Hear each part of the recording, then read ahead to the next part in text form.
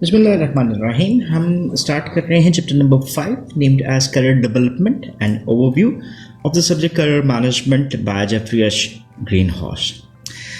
Chapter number 4 में हमने goals के ऊपर बात की, स्ट्रेटजीज के ऊपर बात की और हमने अप्रेजल्स को भी देखा।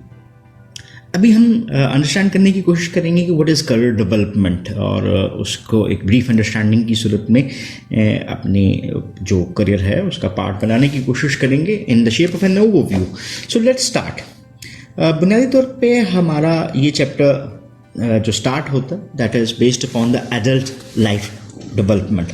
कॉमनली एक स्टीरियोटाइप आपको नज़र आता है एडल्टहुड के हवाले से या ओल्ड एज के हवाले से कि ये डिक्लाइन का एक एस्पेक्ट समझा जाता है। जब आप यूथ की सूरत में थे या यूथ ओरिएंटेड कल्चर्स की सूरत को अगर आप देखें तो ये सरप्राइजिंगली समझा जाता है कि adulthood is often viewed as a period of deterioration, जहाँ पे हम अपने ज़ात में कुछ टूट फूट का शिकार हो रहे होते हैं। वो फिज़िकल भी हो सकती है, इंटेलेक्चुअल भी हो सकती है, एंड इमोशनल फंक्शनिंग भी हो सकती है। कई फाइंडिंग्स जिनसी हैं वो आप को क्वेश्चन करती हुई नज़र आती हैं। Many aspect of the stereotype हम इसको कहते हैं जब हम एक ग्रुप की अंडरस्टैंडिंग जो है based upon one characteristic of a group ले लेते हैं और one person. So there is more to study in context of the adulthood. अगर हम बात करते हैं जैसे फिजिकल है या इंटेलेक्चुअल या साइकोलॉजिकल फंक्शंस हैं। So broader questions of concern जो हमें नज़र आते हैं वो है कि is there an underlying order in the progression of our lifes over the adult years as there is in childhood and adolescence. A number of researchers believes that adulthood does progress in a systematic orderly fashion. So इन्हीं चीज़ों को further deep understanding के लिए हम क्या करते हैं, हम कुछ डिफरेंट अप्रोचेस के ऊपर बात करते हैं। अभी के इस लेक्चर में हम सबसे पहले देखते हैं that is Erikson's approach to life development. One of the earliest or most influential writers on the life development के ऊपर जो आपको नज़र आता है that is Erik Erikson. Erik Erikson ने propose किया कि people progress through 8 stages of psychosocial development. ये भी हम देखते भी हैं। So these are the 8 different stages of psychosocial development of an individual जो उससे वो progress करता है। So each stage poses a crisis of sorts, and depending on the outcomes of the stage, provides the setting for either growth or arrested development.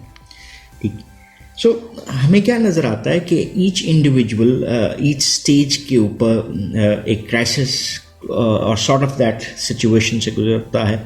उसकी outcomes जो आपको नज़र आ रही होती हैं उसके ऊपर डिपेंड करते हुए वो प्रोवाइड करता है setting for the either growth और arrested development. So further stages जो हैं उसकी प्रीवियस स्टेज की आउटकम के ऊपर बेस करती हुई आपको नज़र आती हैं। सो इसी को देखते हैं हमारे पास कि क्या चीज़ें हैं जो इसने डिस्कस की इन दीज डिफरेंट स्टेजेस। तो थोड़ा सा इसको मैंने आपके लिए साइज में इंक्रीज किया।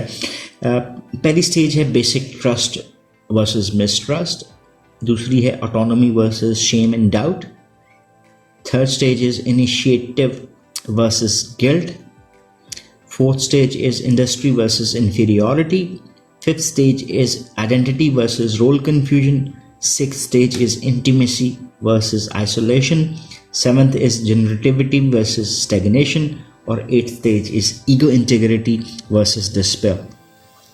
अभी यहाँ पे पैरेलल आपको क्या नज़र आ रहा है कि at birth basic trust versus mistrust, infancy stage में जब एक बच्चा आपको नज़र आता है तो वो इस स्टेज ऑफ डेवलपमेंट में होता है।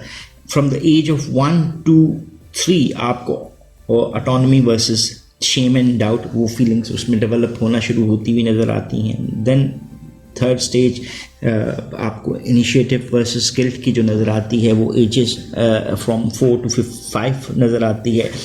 Industry versus inferiority ages 6 to 11, Identity versus role confusion, puberty and adolescence, that's more considered as a teenage, जो आपको नज़र आती है. Intimacy versus isolation आपको young adulthood के से नज़र आती है. Generativity versus stagnation, middle adulthood. और ego integrity versus despair is maturity और late adulthood. So ये उसकी आपको डिस्क्रिप्शन नज़र आती है स्टेजेस ऑफ डेवलपमेंट के हवाले से. सो अभी इसको फर्दर आगे लेकर चलते हैं कि लास्ट 3 स्टेजेस जो आपको इस एरिक्सन्स मॉडल की नज़र आती हैं are most relevant to one thing, that is adulthood. और हमारा करियर जो है वो भी आपको स्टेजेस जो नज़र आती हैं वो भी इसी के साथ रिलेटेड नज़र आती हैं. फर्दर के लेक्चर्स में हम इसके ऊपर डिटेल में भी बात करेंगे. सो इसका मतलब क्या हुआ कि एडल्टहुड से रिलेटेड जो भी 3 stages of Erikson's approach towards life development आपको नज़र आती है, that is more related with the career. Major task आपको क्या नज़र आता है, अभी इसको देखते हैं. Of early adulthood, young adulthood, intimacy versus isolation के ऊपर हमने बात की थी. Is the development of intimacy a deep commitment to other people and groups, यानी एक सोशल बाइंडिंग की भी हम बात कर सकते हैं. एक कमिटमेंट की बात करते हैं कि हम दूसरे लोगों के साथ, ग्रुप्स के साथ वो क्रिएट करते हैं. And failure to develop and maintain intimate relationship can bring a sense of isolation. So versus आपको ये नजर आ रहा है, intimacy versus if one does not get success in intimacy might prove to be a failure, और उसी की base के ऊपर आपको वो आइसोलेशन की तरफ भी जाता हुआ नजर आ सकता है. आइसोलेशन अभी क्या है, to the young adult and impairs one's ability to love. So isolation is being lonely, अलग अपने आप को अलग थलग करने की कोशिश. सो इसी की बेसिस के ऊपर आपको पर्सनालिटी डेवलपमेंट्स भी नज़र आती हैं, लेकिन अभी हम उसके ऊपर बात नहीं कर रहे. So this is what is related with the early adulthood. So as a person approaches, दूसरी स्टेज पे आ जाते हैं हम, या 7th स्टेज अगर हम उसकी थ्योरी की बात करें तो वो मिडिल एडल्टहुड है.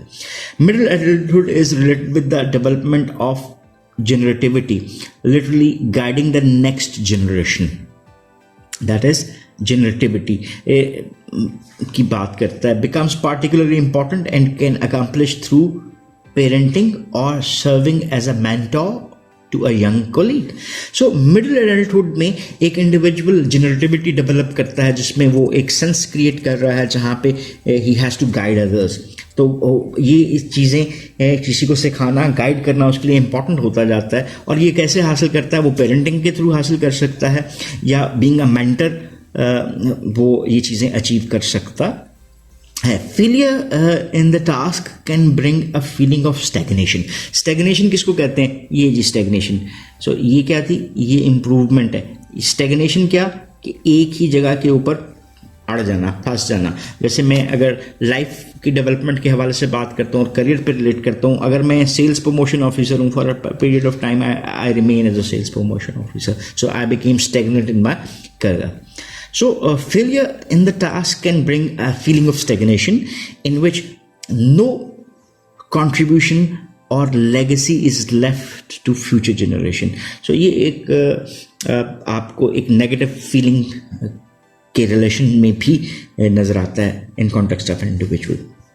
देन हम बात करते हैं लेट एडल्टहुड के ऊपर. लेट एडल्टहुड में people need to understand and accept the ultimate meaningfulness and limitation of their lifes और risk ending life with despair. So late adulthood, या हम अगर इसको उर्दू में बात करते हैं तो हम कह रहे हैं जी ये बढ़ापा है, old age. So people experiencing late adulthood, उनको ये समझने की ज़रूरत होती है, and at time they need to accept the ultimate meaningfulness कि उनकी लाइफ की क्या रीजंस थी, क्या अचीवमेंट्स थी, and then limitations of their lifes कि क्या वो नहीं कर पाए, क्या चीज़ें उनके समझे उसके स्कोप से आपको बाहर नज़र आती हैं. सो और risk ending life with despair. So मैं ये नहीं किया, मैं वो नहीं किया, मैं भी कर लेता, मैं वो कर लेता. So these are the different types of despairs one can live with. So ये आपको तीनों स्टेजेस आप के in relation with the career management भी नज़र आती हैं। सो इसी थ्योरी को थोड़ा सा और आगे लेकर चलते हैं और इसको डिस्कस करते हैं कि एरिक एरिक्सन की मेजर कॉन्ट्रीब्यूशंस क्या थी। Eric Erikson's major contributions to the study of life and career development, ये आपको टू फोल्ड नज़र आता है, दो एस्पेक्ट इसमें आपको डिटेल नज़र आते हैं। फर्स्ट एस्पेक्ट जो आपको इससे रिलेटेड नज़र आता है, that was proposed an underlying order in which certain की issues present themselves at critical parts of our lives. पहला एलिमेंट क्या हुआ कि एक ऑर्डर नज़र, एक तरतीब नज़र आती है। तरतीब क्या हुई? ये first step, then it will come with the second step, then it will come with the third step. So आपको एक ऑर्डर नज़र आता है कि जहाँ पे की इश्यूज आपको प्रोग्रेस करते हुए सामने आते हुए दिखाई देते हैं at the critical parts of one's life. Although success at each stage does not guarantee permanent resolution of a conflict. जैसे हमने ये कहा था कि जो एक स्टेज है उसकी अचीवमेंट्स और कुछ ना अचीव कर पाना will progress to the next stage, जो कि उसके ऊपर इफेक्ट करती है।